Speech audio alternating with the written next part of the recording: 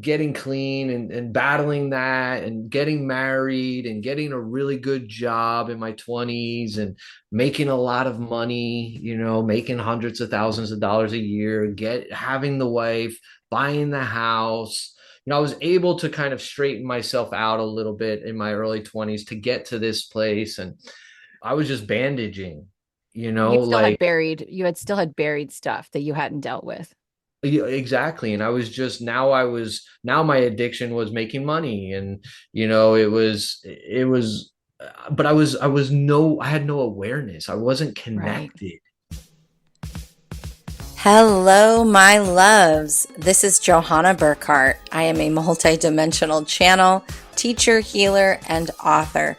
And I am obsessed with all things metaphysical, esoteric, galactic, and of course, the healing journey.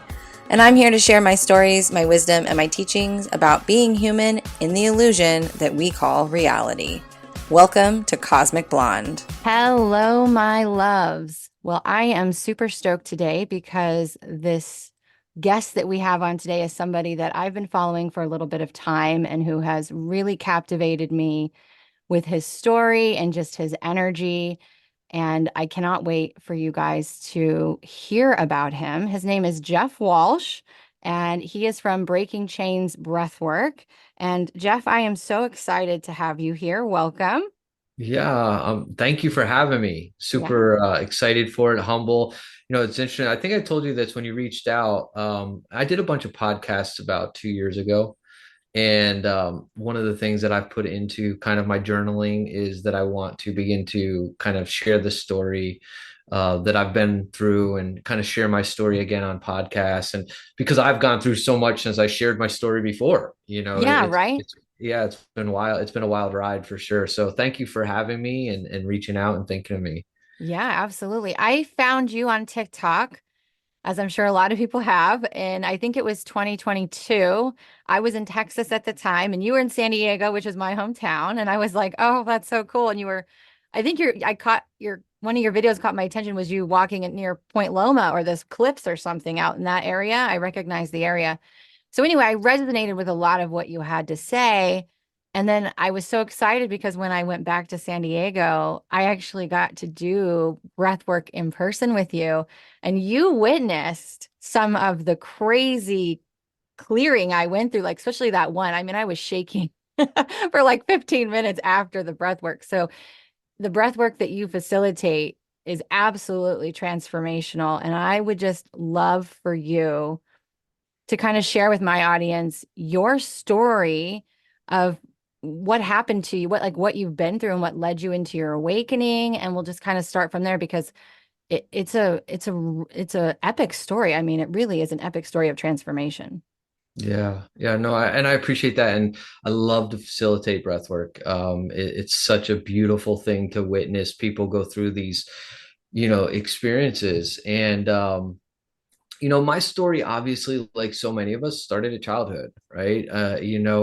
And I'm not going to get into all of that, but it started with dysfunction in childhood and being raised in poverty and young parents that were just doing the best they could with what Right. they had. And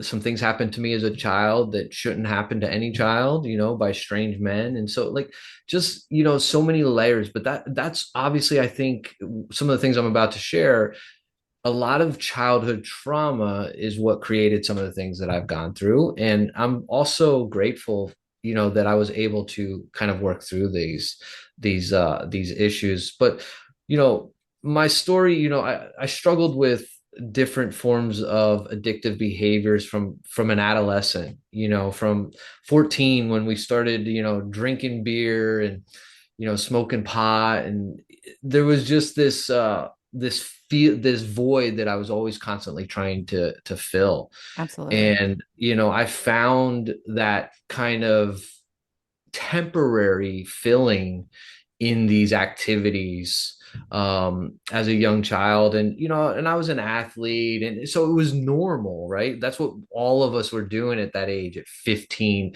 Even though I have a 16 and a 14-year-old now, and I'm like, I wouldn't want to see them drinking the way I was, because we would drink until we puked. Yes. And it was just, there was no like, oh, one beer, two beer. No, I was going to puke every weekend. Yeah. And that was really when the addiction and the behaviors of addiction in my life started. And I battled with them as they kind of changed. It went from alcohol to, in my late teens, early 20s, to cocaine, to ecstasy, and it was just this constant struggle. And I saw my father also, who was a heroin addict, and a drug addict, and I found this out in my late teens. I saw him battle through it, so I knew that my behaviors weren't really great. Right. uh, but I just continued to do it like most teenagers, and I wound up getting clean and battling that, and getting married and getting a really good job in my 20s, and making a lot of money, making hundreds of thousands of dollars a year, having the wife, buying the house. I was able to kind of straighten myself out a little bit in my early 20s to get to this place. And but I still had all of those. I was just bandaging, You still had like. buried, you had still had buried stuff that you hadn't dealt with. Yeah, exactly. And now my addiction was making money, and but I had no awareness. I wasn't Right. connected. I was in my ego, in my survival. And that made for a lot of struggle. It made for, not a great husband. As much as I'd like to say sometimes, oh, well, it was hers. I now know that, like, it was me. I Yeah, was the problem, right? exactly. I was the problem. And, and I also like to say I was also a really good person, right? I just had a lot of problems. Like, I've always had a good heart. I've always been kind. But I had a lot of anger and unresolved trauma. Yeah. And so, to get to the main part of my story, in 2011, after building kind of a successful career, and again, married with two young sons, I kind of just continued to create chaos in my marriage. I wasn't happy. She wasn't happy. We went through a divorce, and that just sent me like over the top. And I like to say it was like the perfect storm. Yeah. And so that led me to just like, I just had the fuck it's, like, because the dream for me, it wasn't even necessarily the marriage, it was the father part of it. Yeah. That was the dream that shattered. And I get emotional, because I knew from that point forward, like, it was never going to be the way I dreamed it to be. It You was wanted never. to be different than your father. Exactly. And I became my father, Yeah. because my whole life well, not my whole life, but when I found out in my teens, until that point, I had resented my father, Right. um, and so, and all that judgment towards my father, because I didn't know what he'd been through, Right. I didn't know why he used. I just thought he didn't love me. Yeah. Um, so yeah, so we went through a divorce, and that just led me over the hill, and I kind of got introduced to crystal meth one night at a casino. And immediately I became a daily user. That rush of First time. dopamine. Yeah, exactly. It was just like, it was the dopamine that I was seeking, Yeah. and it just all hit me, boom, and it cleared, because it cleared all of the. It's weird, because I don't want to get too much into, but, like, these drugs are used in some safe cases for, like MDMA, they're using for healing in certain, Yeah. for Microdosing, proper way of doing it. right, Yes. proper way. So, but the rush of it just created chaos, Yeah. and I thought I found my savior, you Yeah. know. And so I became a daily user, and that led to just a lot of irrational behavior and thought. And it began to rot my frontal cortex brain. I just wasn't making rational decisions anymore. I wasn't making healthy decisions. Um, and for about 3 years, I went on a crazy run, and that involved eventually becoming an intravenous heroin and meth user, Wow. living on the streets, living in motels and hotels, and committing crimes. So my way to survive was someone had showed me that I met in this scene, because I was now in the underbelly of America. Yeah. I was literally. The part of America that nobody wants to look at because they just want to judge it. Exactly. They want, because it's not them, right? So Right. because it's not them, And they then don't want to face their trauma. exactly. And so I was in the shadow of America, or the shadow of the world, if you will, Yeah. where drug dealing and crime, and not violent stuff, just a lot of that underworld drug scene. And someone showed me how to make a $20 bill on a printer. And so, being educated and being someone who actually sold software for a while, I like, oh, well, we could fix this and this. And, I started making, fake $20 bills for a little while. And that wound up getting the Secret Service's attention. And they wound up eventually catching me. Wow. And I got indicted by the federal government for counterfeiting money. Now, I get it. There's consequences to the behaviors, but it was obvious I was a drug addict, not a criminal. Yes. And I think there's a difference there. Literally, because the way people are, it's just a different brain chemistry. Like, I was just trying to survive my drug addict. I wasn't trying to intentionally create an empire. you Right. You're not trying to make money to like, become a millionaire. You're just trying to get your next fix. Yeah, and how I can sleep somewhere at night. You know what I Yeah. mean? So wound up getting indicted. I got sentenced to 13 months. So I did 13 months in prison. And then I wound up getting out, and still I was a mess. Like, I go to prison, they don't help you. Now you have to learn to survive in prison. Right. Like, there's no help there, and I'm there for such a short period of time. There's no long term, there's nothing. So I'm just getting clean, then I'm coming out, and I'm the same disaster. I'm the same emotional disaster. And now when I got out of prison, so here I was, so I would have been 37, no, 36, 37. I'm 46 now. And everything that I had built, now I'm clean and sober for the first time in 4 years, basically, let's call it. Um, and now I have to look at my life and be like, oh my God, like, I've completely destroyed my corporate, ability to work at corporate. This is the thought process I have at the Right. time, right? Without the awareness I have today, I'm still now I'm a victim in my own world. Yes. Now I'm like the victim in my own world. I'm like, my life is over. My kids are never gonna forgive me. I'm never gonna be. Meanwhile, my kids are 7 and 4. Like, I've got a whole lifetime to be a dad. Yeah. Um, and so I wound up going back to using, and I got in trouble with the law again, and they violated me, and I did 5 months in prison again, and then I got out. And then the last time, I got the same thing. I got out, my life was a mess, I was depressed, I was miserable, I didn't know how to heal anything, didn't know.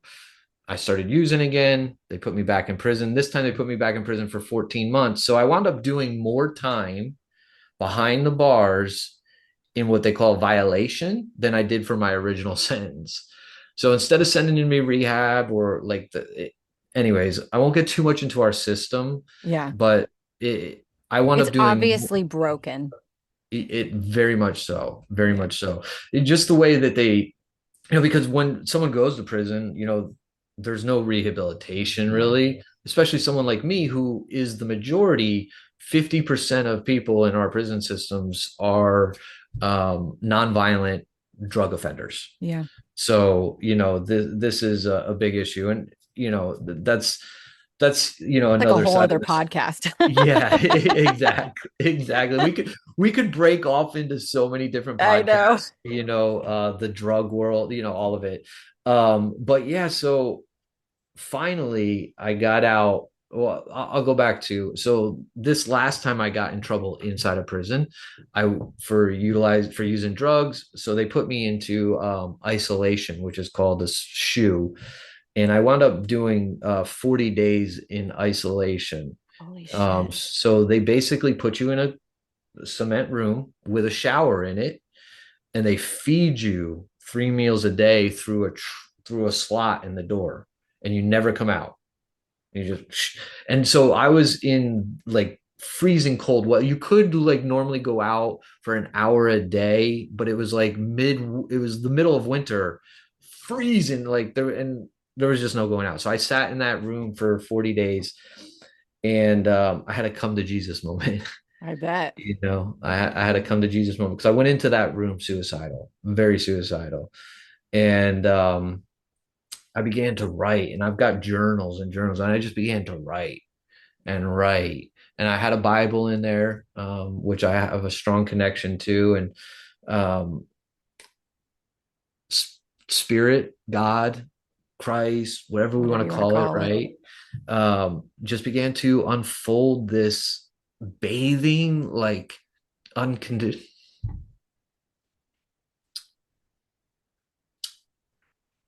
unconditional love, Yeah.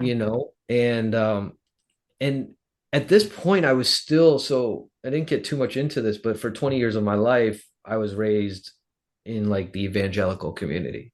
Oh, you really? oh yeah, so I was like deep into the evangelical community, and it created, and this is a whole nother You're podcast, right. it created a whole slew of struggles in my life. Yeah. But the most important was that I always felt like, love was conditional. Shame. I feel like the religions have so much shame entwined in them. It's crazy to me. It's crazy. And that is a whole like programming. Yeah, And it absolutely. ran deep in me because I had even before even before this time in this isolation cell, I had had so many spiritual experiences. I knew God was real. Yeah. Like even on drugs, like I had spiritual experiences. Like God is not finite to well, if you're not using drugs, God is around. But if you're using drugs, God isn't around. Like God is everywhere. God's spirit is everything and everywhere. Yeah. And so I've had so many experiences, but I was programmed to beliefs within the Right. evangelical community. And it was in this cell that like this unconditional love that required nothing of me.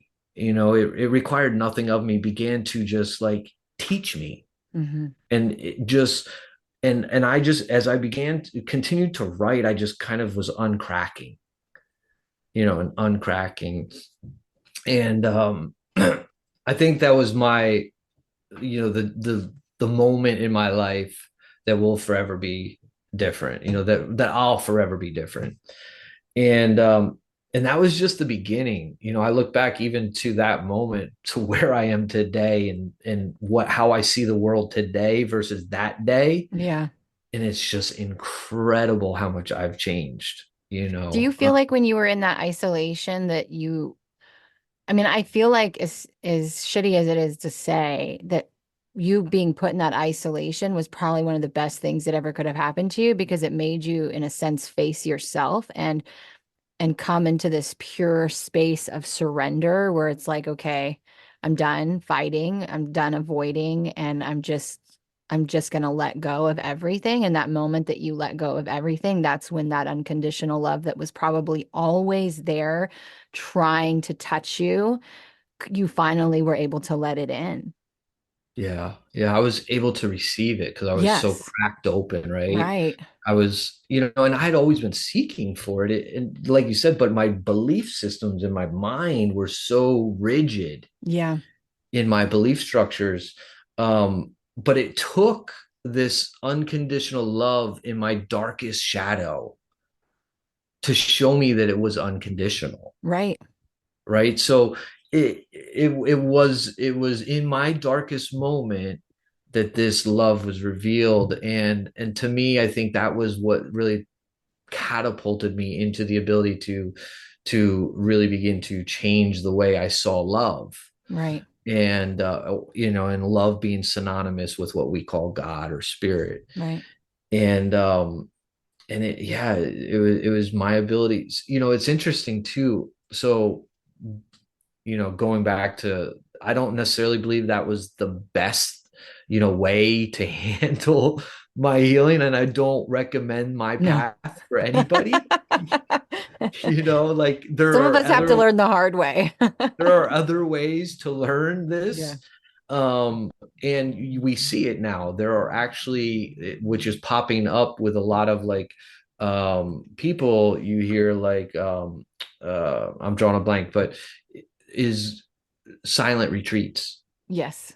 So going somewhere for 4 days and being in the dark, Yeah. just pitch dark, for 4 days or a week or whatever the time is. So you actually see a movement of sorts of people that are sharing the profound realities of being isolated Yeah. with oneself, what that can actually do for somebody. Right. And people are actually seeking out what I went It's so into. true. I mean, Yeah. my audience knows because I have done this intentionally. I've never gone to a silent retreat, but I have intentionally isolated myself and sat with myself for days, no phone, no electronics, no nothing, no contact, just staying in my house and not necessarily in the dark, but just being able to say, no, you're going to sit and face yourself and doing it in the most loving, compassionate way. And then when I do spiritual development, um, I studied with a world-renowned trance channel because I'm more of a physical medium. And one of the things that they taught us was to sit in like a dark closet with goggles on, headphones on, like completely go sensory deprivation and allow your mind to show you. And in that, every piece of resistance that you have in your body is going to come alive. It's going to come up, and you are going to either be miserable that whole entire time fighting and exhausting yourself, or you're going to face it. And so even though it was done for the purposes of spiritual development, it was also personal development because, it's our own personal beliefs and trauma that gets in the way of being that clear conduit of love, forget channeling information, of just receiving in general. Because like you, I didn't think I was worthy of receiving love. So I didn't allow anybody to love me, Right, right, let alone right. myself. And it's, yeah, exactly. And it's interesting too, because so going back to the childhood, so from a very young age, I learned survive. Right. Like, so I'm a master at reading a room, Hmm. like knowing what's around me. And it's a gift It is. that was not understood my whole life. And even being able to feel energy and sense all of that, right? Empathy, right? All of these gifts that were created in my trauma, right? It's like Hmm. they were formed out of my trauma. And those have been the gifts that have allowed me to kind of get through this. Is and But anyways, going back to the survival, I had to survive, I had to survive, I had to survive. And so what happened is, you brought up receiving. I had no ability to receive. I didn't know Yeah. where my right hemisphere of my brain was, never mind. I only Yeah. knew the left side, and that was like masculine, survive. Yeah. It's that And I wounded was really, masculine. yeah, and I was really good at it. And it also can be toxic. Hmm. I created toxic patterns of behavior because of that necessity to feel like I got to survive. Yeah. I can't let you in because you're a threat. And so I Right. didn't know how to receive love. And really, ultimately, that was because I couldn't love me. Exactly. And that has been and that has been indicative in my behavior choices, Right. right? Like, someone that loves somebody doesn't mistreat them or abuse them. Exactly. Well, then I need to look at it and say, well, I mistreated and abused the shit out of myself. Hmm. which means I didn't love myself. And that just is simple math, right? Like, Exactly. somebody that loves himself doesn't stick a needle with heroin and meth into their arm. It just Right. doesn't happen. So, that has been quite the journey. And what happened outside of that isolation was it has been miraculous and it has been difficult, So when you both. came out that time, did you stay clean that time?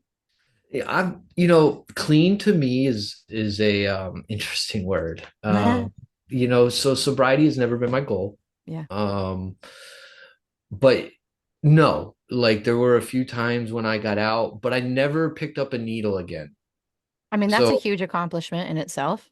the huge accomplishment. So like when I got out, there were a handful of times where I just couldn't control my emotions. I had no self-awareness. There's a slew of different things. And I chose to use again. Right. And but what's crazy is my experience with the using changed. It's Did it open your mind? Because I feel like the thing that people like you kind of touched on is I've heard a lot of stories of people who were users, and I feel like it it's so opening to the mind at the same time, and then there's just the dependency that develops, and you're doing it to avoid versus to explore and expand. So is that kind of what shifted? Did you have more of a mind opening experience when you started, when you had your, here and there? I did, and these very few times with the speed aspect of it, right? So that was because that was my struggle was meth when I went through this whole problem. Um, yeah, because there was a different level. I didn't hold the same energy of fear in my life anymore, Yeah, and so because I didn't hold the fear, I didn't see the same reality even in my using. My experience and my reality changed because my energy was different. And that's why I've never been since that. I feel like I've never struggled with addiction again. Like I've never been an addict. I've had patterns of behavior that I needed to break, correct. Yeah. but I never was dependent Yeah. on on it again, whether it's using porn, what none of it. Yeah. Like it's all been That's um profound though. That's profound because it's not like I don't know. I don't even have the right terminology to put to it, but it's so true. The energy you hold inside of you is going to be the lens that you see through, period. End of story, no matter what you're doing. 100%. And and again, speed is not good for people, Yeah, right? don't Like, don't go do speed. like We don't recommend. we do not recommend heroin, speed. Like these are not good choices in Mhm. life. My path is unique and it was there to teach me and show me things so that I could then teach and show others. Yeah, And I'm grateful for that.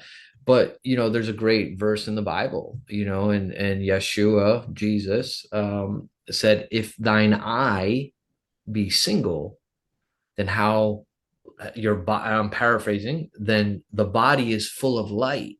right, But if thine eye be dark, how great is that darkness? He's literally speaking to the pineal gland and the calcification or right. decalcification of the pineal gland. And so if we so going back to what you said, shame and guilt and condemnation, these are all lower energetic frequencies. So people that are using drugs on the streets, that are in the midst of addiction, that are in the midst of addiction in their home with Yeah, alcohol, or they're living in self regret, yeah, shame, and condemnation. So their frequency, their vibrational field is creating their experiential reality, not necessarily the substance. right. It's their emotional state of frequency that is creating their reality. So Hmm. those changes for me happened because because my energy frequency had changed. Yeah. And that was what allowed me to break the chains. Yeah. And I love the name of, I love breaking chains. I love that is so symbolic and so powerful when somebody sees, your branding.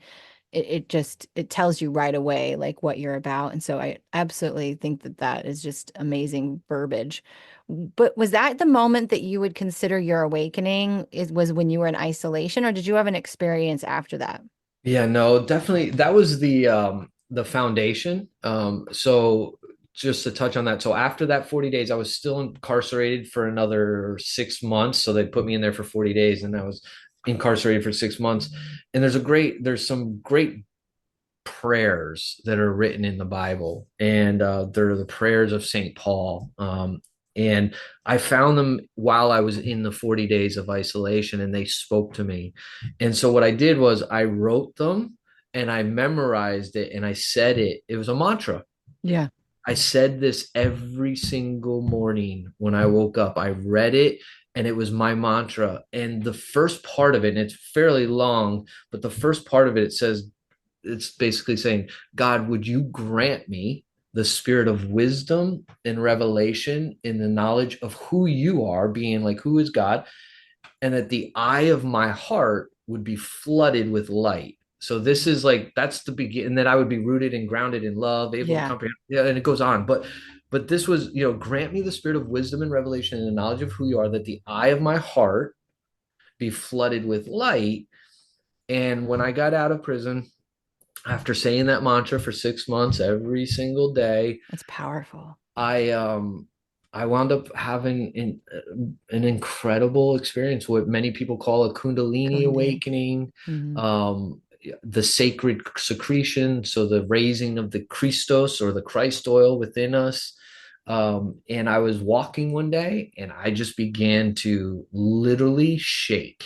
Like it just came out of nowhere. I was seeking, right? I was Yeah. seeking the things of God, right? Seeking the kingdom of God, and you'll find it, right? So I was seeking these things and I was living from the heart when this happened. And it was about, I don't know, maybe 6 months out of prison, maybe a year out of prison. And I was doing good, wasn't using, I mean, I was really doing good. And it literally, my whole body began to just intensely vibrate. So from my belly, like the solar plex area, Hmm. there was so much energy here, and it just began it just began to raise and raise and raise. And I felt like every mudra in my face vibrating. My pineal gland was like just pulsating. My crown felt like it was cracked open.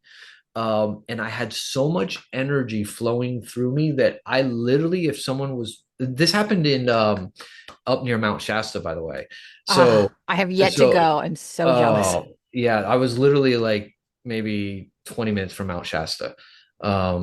So there was so much energy coming out of my hands that I felt like if you would have been standing next to me, I could have knocked you over I with the bet. amount of energy.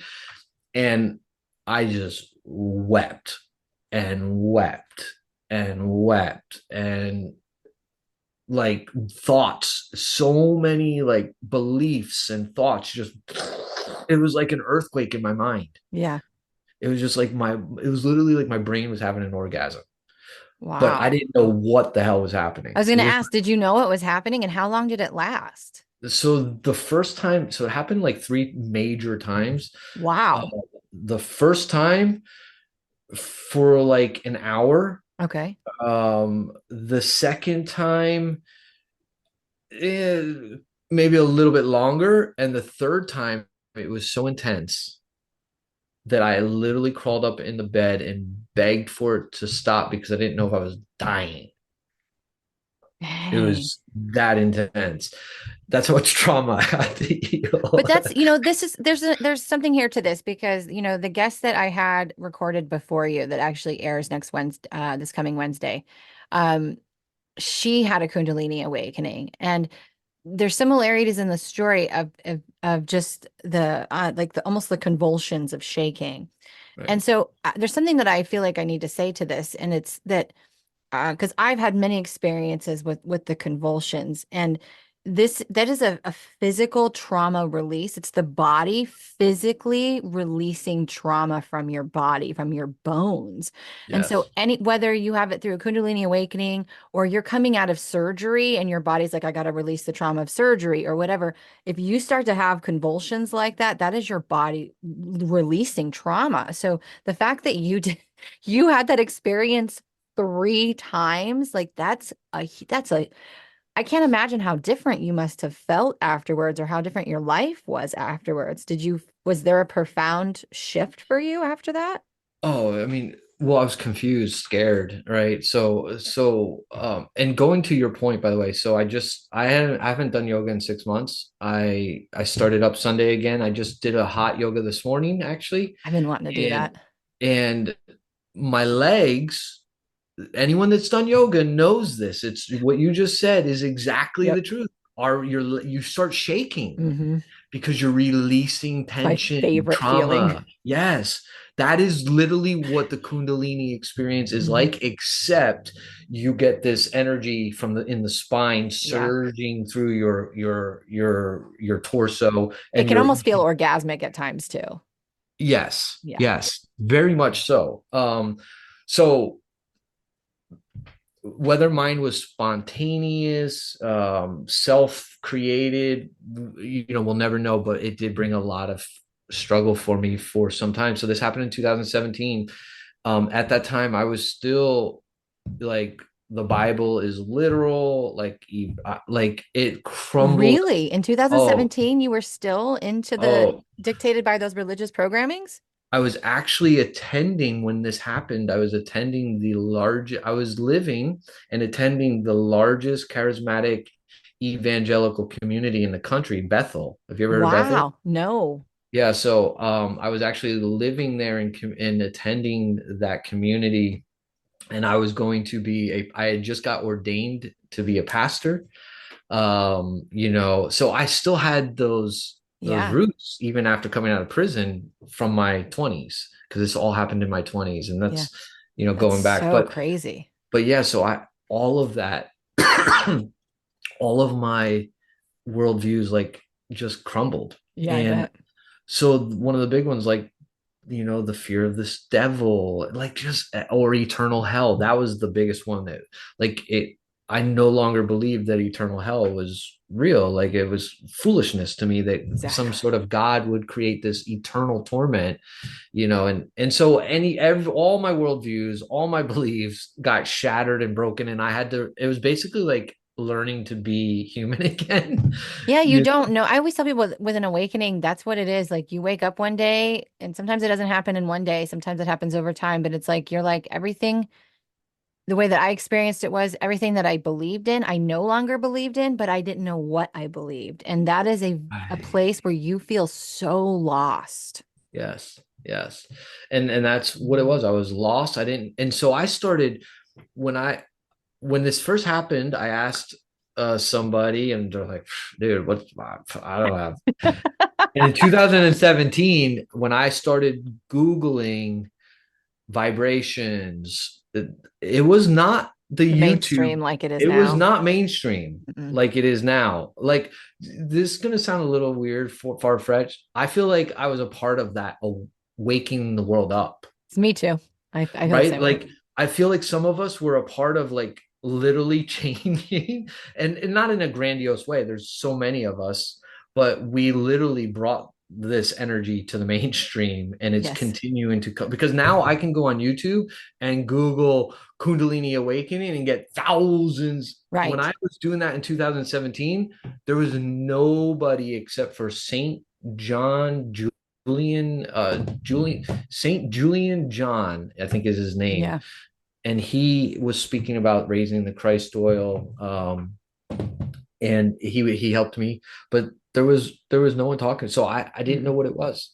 I, And I had no clue. this is what I call so I have actually channeled on this, and this is what we mean when we say star seeds, because everyone's technically a star seed. Nobody's from Earth, Right, but right. there was some of us that were seeded to awaken at certain times. And if you, the guides, and I don't have it, I have it channeled somewhere in writing, and I've channeled it online before, but there were certain years where there were increments of people who awakened, and each time that happened, it increased the frequency on the planet, which then clears the veil, the collective veil, right? Which allows for more things to be brought into the mainstream, and makes it more open for the collective to access. And so in 2012 there was a large amount, and then 2017 was another year where that happened. And so each time that happened, again, it's just this big giant activation. It's just a huge influx of light. And in fact, this year we're going through another one, so there's going to be a huge mass awakening this year too. And so you're absolutely correct that you were a part of that and bringing that light mainstream. And while we're never really here to wake somebody up, but it is us turning on our own light and shining our light and not giving a fuck if it blinds somebody, that Mm, actually is what wakes people up. It's just shining your light authentically and unconditionally, and allowing someone to be where they are, but not dimming your light, because that's not going to do them any service. Even if it blinds them, don't dim your light. This is what a way shower is all about. What we came here to do is just be like, hey, guess what? Here's the light. It's actually coming from inside of me, and it can come from inside you too. yeah, absolutely. And I think there's some of us, I think that when we go through these energetic kind of like Kundalini awakenings, whatever we want to call them, but or we even get into it through breath work, Hmm. which is what is happening basically when you get into deep breath work. I believe that some of us are charging so much energy into the ether that it could Hmm. be measured. Oh, And absolutely. like I have experienced that much power coming from me that it literally like was changing the city I was in, Yeah. not just like the 10 feet and and it's not just me, right? No, We're all, but that's connecting. who we are. We're gods. Yeah. Like, Everybody is. We're all a fractal of God. Every single yes, one of us. Every yes. single thing. And I say that with humility Yeah. and grace and awe. Like my new awareness now, which has been life changing, is like when I walk on the earth, I am walking on God, right? Yes. She is alive and breathing. And like we need to be careful of to remember how powerful Yeah. she is. Yeah. And that it's an Because, honor to be on. It's because we are helping her ascend just as much as she's helping us to ascend. It is a joint venture, but she yes. doesn't necessarily need us. And it is an honor to be on this earth. And I'll tell you what, I've lived a hard life like you, I mean, different paths, but if it wasn't for nature, if it wasn't for her beauty and her grace, I would not want to be here. I just straight up would not. I mean, it's the part I never want to leave Earth and I know we don't die and we just shed our bodies, but I love the physical connection that I have with nature. Mhm. It's Yes. unbelievably strong for me. Yes, yeah, me too. And that's changed drastically over the last 2 years in my life, where I'm like in awe of the divinity of the sun and the Yeah. earth, like the masculine and the feminine, right? It's Hmm. so incredible when we actually start to see that like what we're witnessing externally is actually within us. Like, whether it's the it's just mind blowing. It And is. for most of my life I thought it was some guy with a long beard in the sky, and Yeah. So you many know people think that. I mean, I had the same thought, and it's like I was like, there's no man in the sky saying you get a good life and you get a shitty life. Like that's just not happening, people. Nobody's up there no, no, shaming you. everything's energy. And it's we're on an eternal journey of Yeah. awakening and remembering. And maybe we do this again here, maybe Yeah. we don't, and that's been the beauty. But When you did know breath work come into your life? so breathwork became one of my healing journey. So I had those experiences, Right.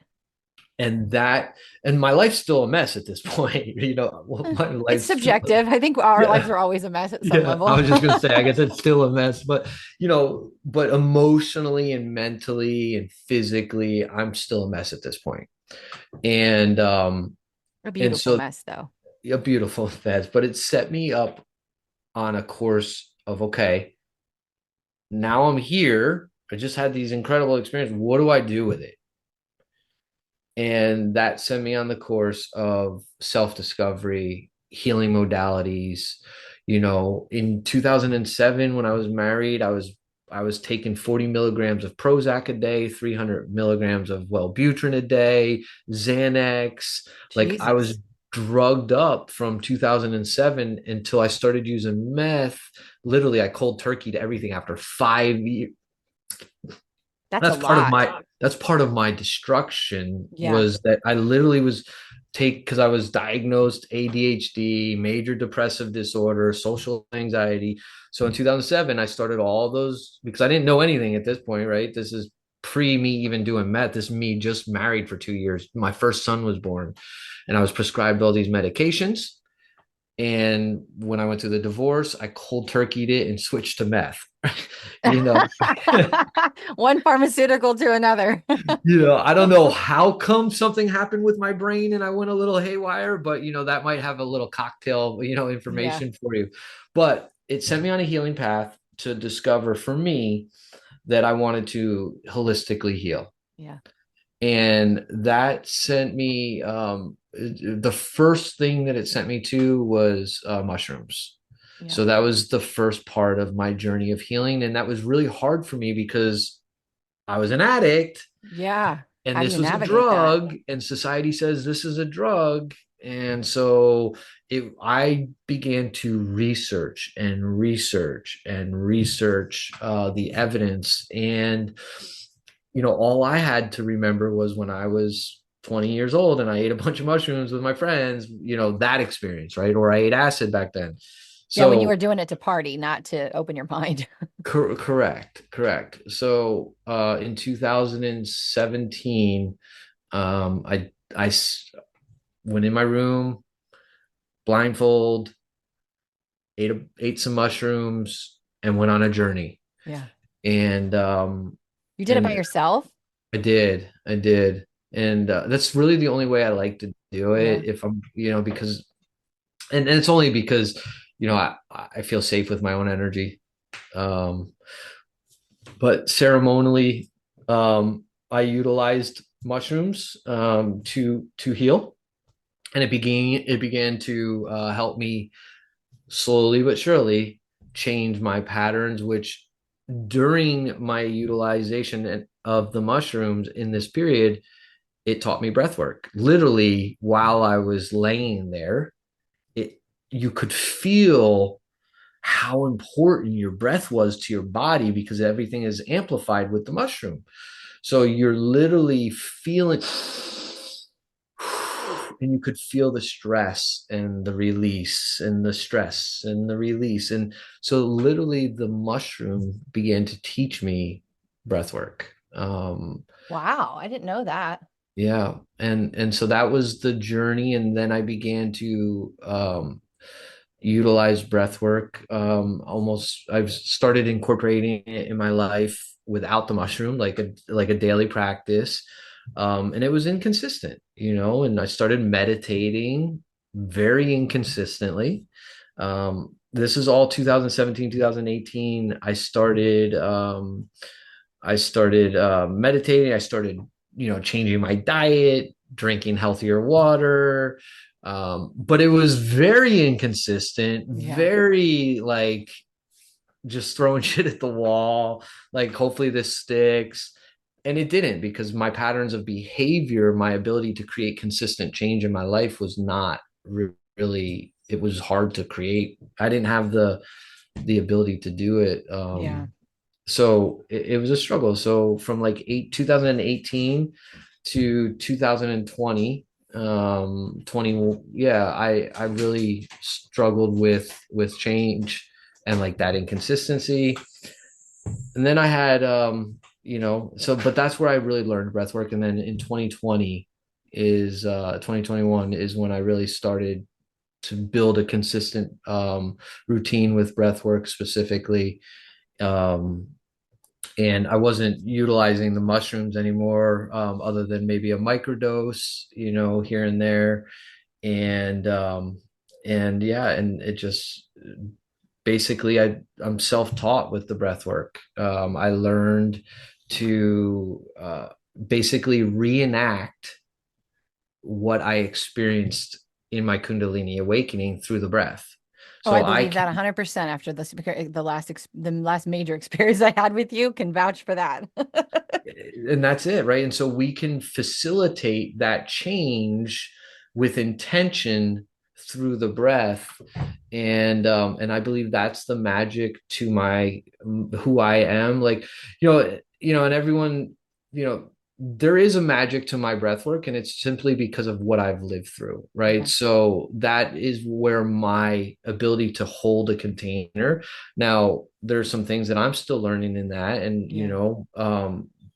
because when you're holding space in those containers, there's a lot happening Hmm. energetically.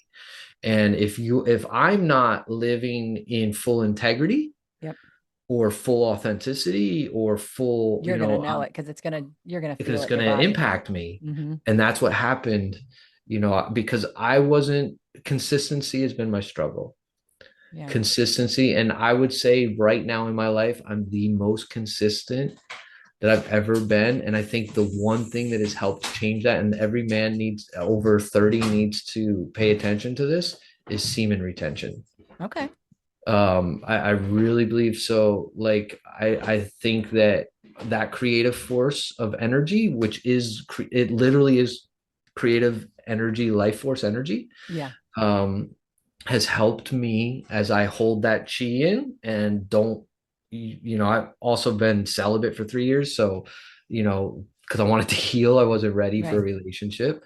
I feel like that has been a major tool for creating the consistency along with the breath work. Well, if you go back to ancient times, women were and still are, not that men aren't healers too, but men came to us, and it was through the act of sex. It was done as a state of alchemy. So men would literally basically give the woman his issues, his trauma, his pain, his problems, and then the woman's womb would our energy would alchemize it.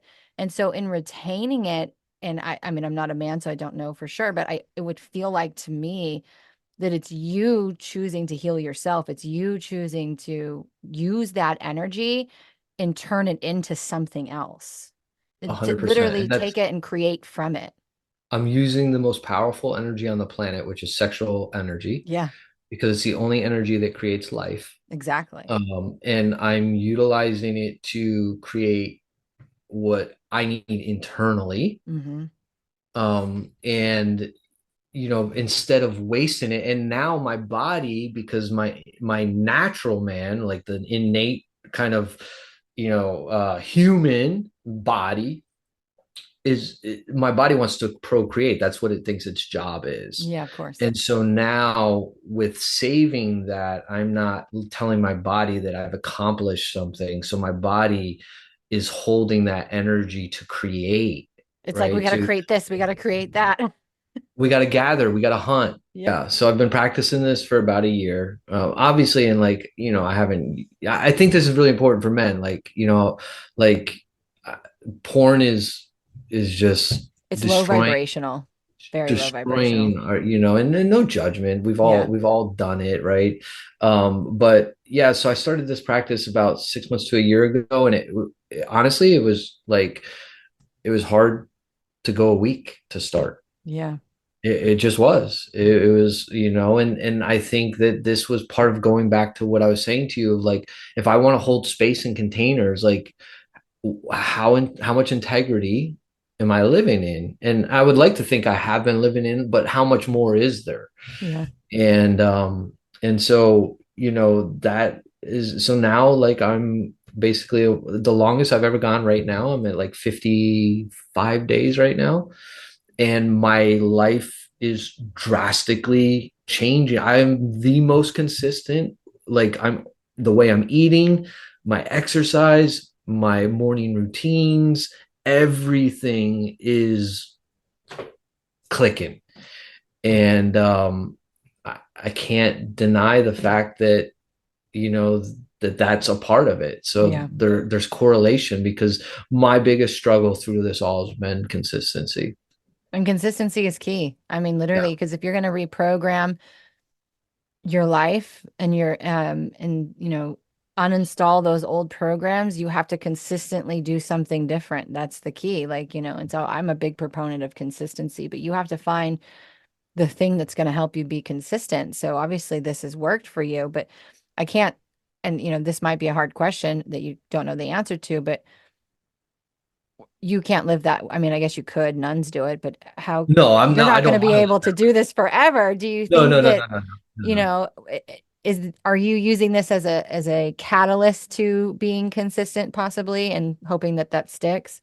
Yeah, so I think I'm creating new neural pathways, Yeah. and creating, some things that I need to straighten out. I'm using that energy to for discipline.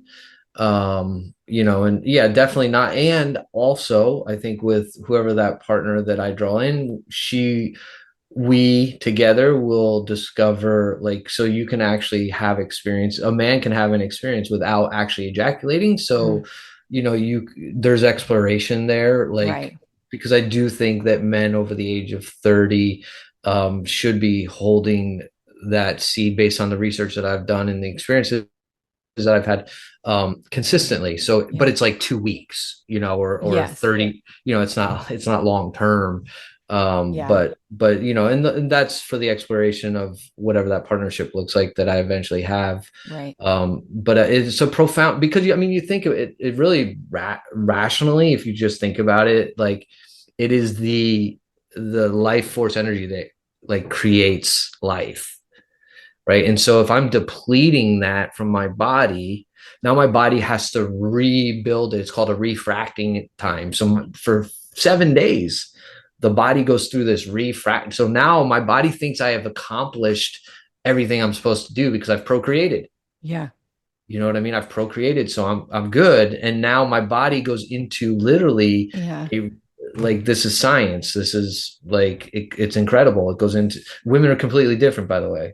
Yeah, I was gonna say, but I heard, and I don't know if this is true, but I heard that afterwards, after a man ejaculates, it actually brings him down more into his feminine energy. And so it is through that rebuilding that he actually goes back into his divine masculine. Do you agree with that?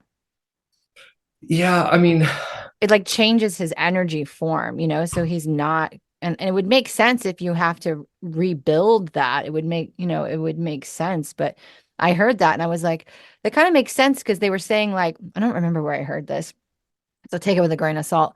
But it was like, and I have noticed this, like if you're dating someone and you sleep with them, it's like men kind of they pull away a little bit right afterwards for a couple of days.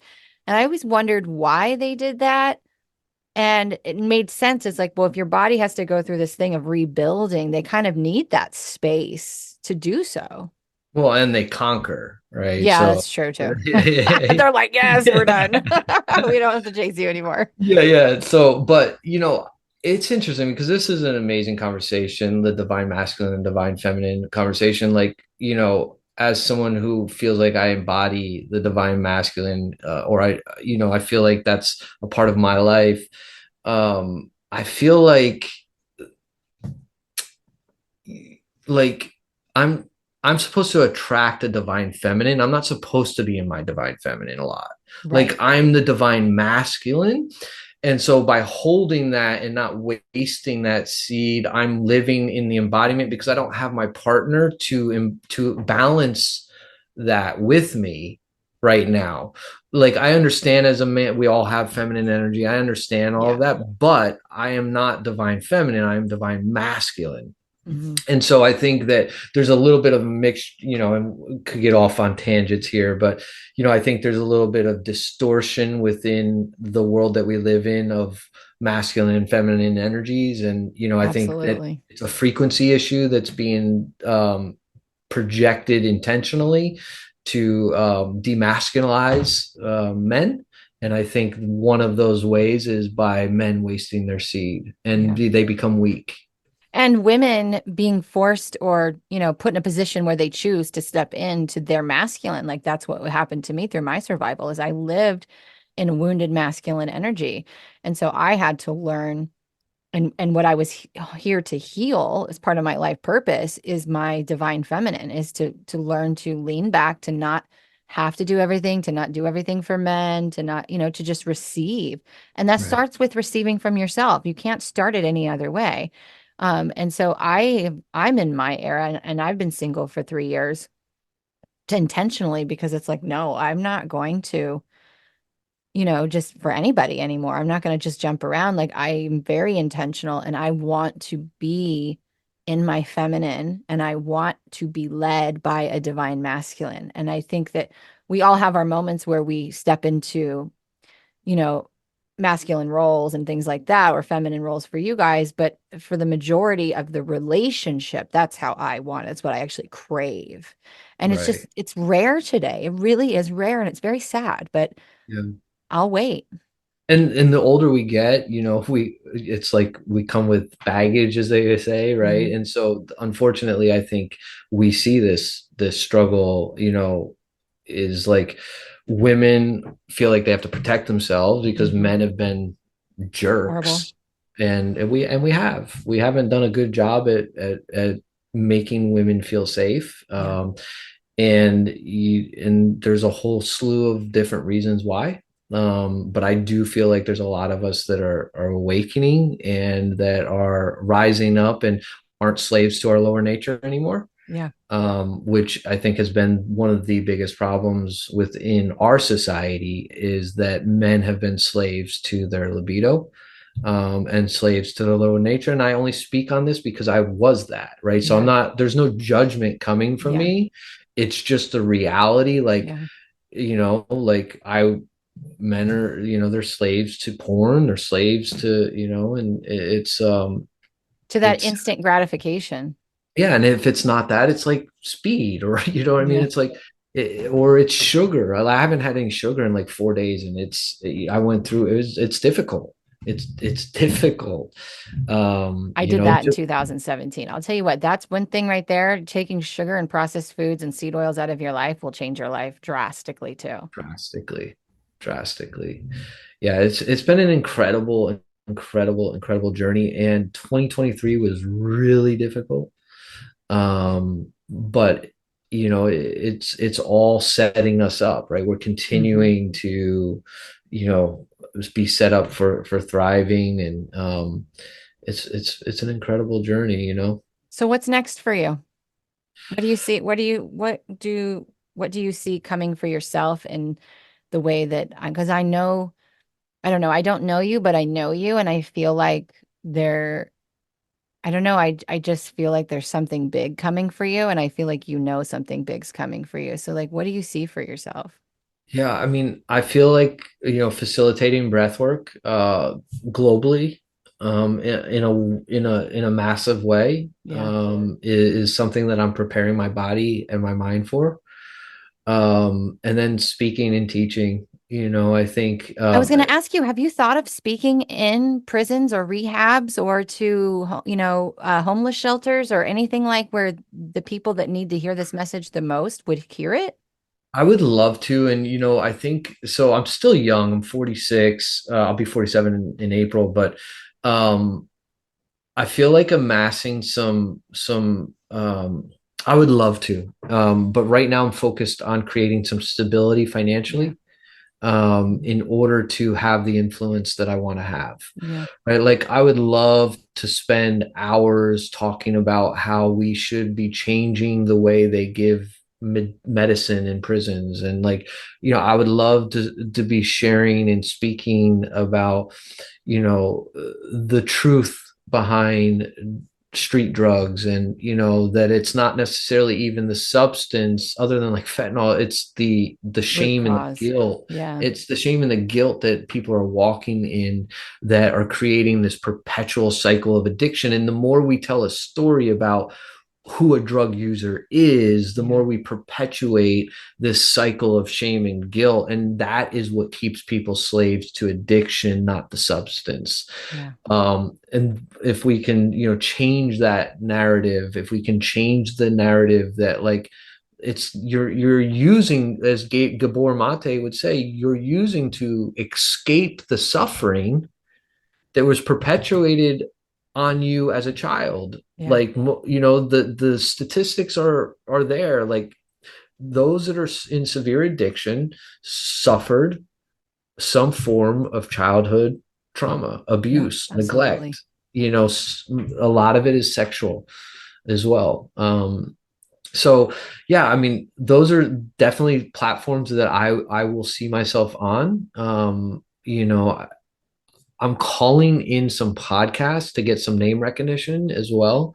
Because everything, everything's branding. Mhm. It's we live in a world, people want to know who you are, and the only way they can know who you are is if they Get meet your you. message And out. Yeah. yeah, and so that's part of the process. And I feel like sometimes we're continually fighting this algorithm, and I don't want to necessarily fight it. I want to just draw in some sort of like, someone here's this, and oh, let me get Jeff, Yeah. and so that's why I Exactly. really appreciate you, having me, and letting me kind of share. And there's so many more layers to this. Yeah. There's just so many layers to our awakening. One of the things that I want to tell people is like, I think my awakening started in 2012 when I went through my divorce. Absolutely. We're in 2024 right now, so it's 12 years. This is not an overnight journey. Never. And And it and I never think ends either. it never, we're going to be on this journey for our whole life. And I think that's really important to understand, because even myself, I got caught up in like getting somewhere. Like, Yeah. oh, I've arrived, I'm healed, Yeah. you know? Psych. Yeah, yeah. And it's, you have to be willing to fall. You have to be willing to make mistakes. I've gone on some business ventures that haven't worked out. I've made mistakes. I've made bad choices. I haven't been consistent at times in the way I eat. I haven't been consistent in my meditative practice. And that's okay. That's part of the journey. Yeah. And I think it's important for people, because sometimes I think people give up on the change, and when that happens is now they're out of alignment, and they stay stuck in that Yeah. energy, and it can be crippling, because the universe, God, spirit out, is not going to let you just coast after you've been awakened. Oh my Like, God, no. you will get put into situations that will feel so shitty, because you're out of alignment, because you've given up on yourself. And that's all it is. That's all, it's when we give up on ourselves, Yeah. that's when shit gets a little hairy, because the universe is like, listen, you're a part of the team. I can't have you, so I'm going to have to put you over here. You're going to be in Until you timeout surrender. until you surrender and figure some shit out, Yep. so we can get you back on track. I'm not trying to hurt you, Yeah.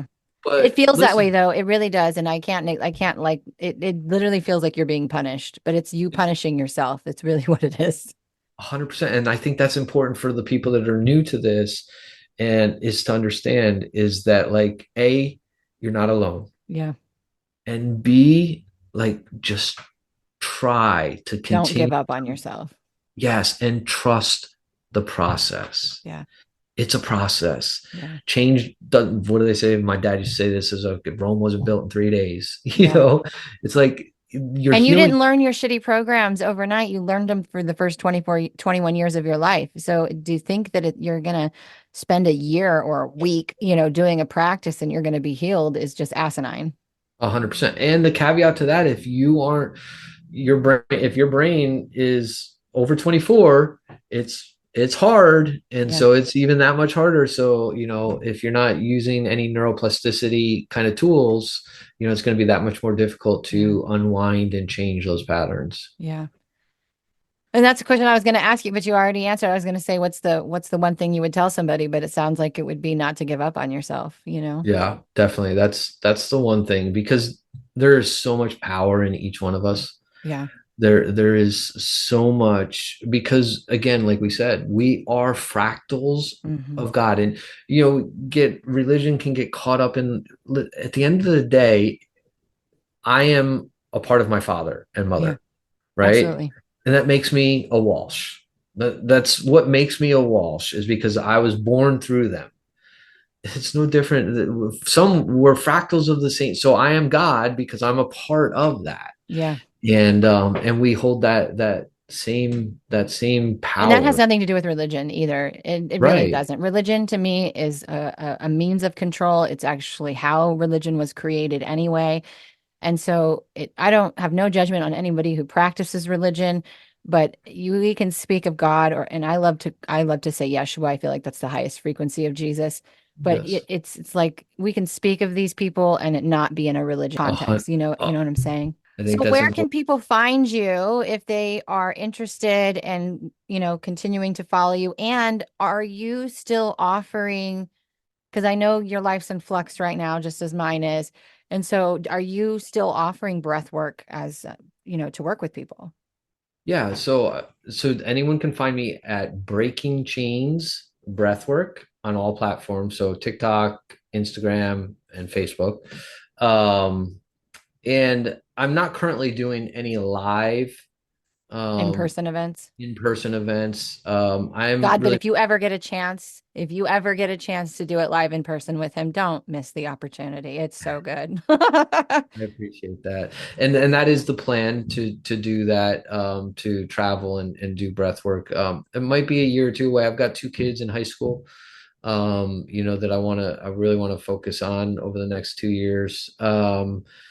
But I am looking for some men that really want to change their life and really really decide to dig in deep. So that is currently the only thing that I'm offering right now is one or two men that I'll be working with that I'm looking for, Yeah, trying to draw in. I do, going back to what you asked me earlier, I want to work with men, and really help men break the chains of the programming that we've been shown in this world, and really live in their heart and authentically in their integrity. And so that's part of the journey for sure over the next decade is what I'll be doing. perfect. I love that so much. Well, thank you so much for being here. I wish you nothing but the best. And I hope you guys choose to go and follow him and introduce your husbands to him because I know I have a big female audience, but introduce your husbands to him So and do just I. help. Yeah, I bet you do. And just help, spread his energy out because more people need to know about you. Thank you. Okay, I will see you guys in the next episode. Hey, thanks for listening. This episode was brought to you by JohannaBurkhardt.com, where it's time to defy the limits of your mind and step into your multidimensional mastery.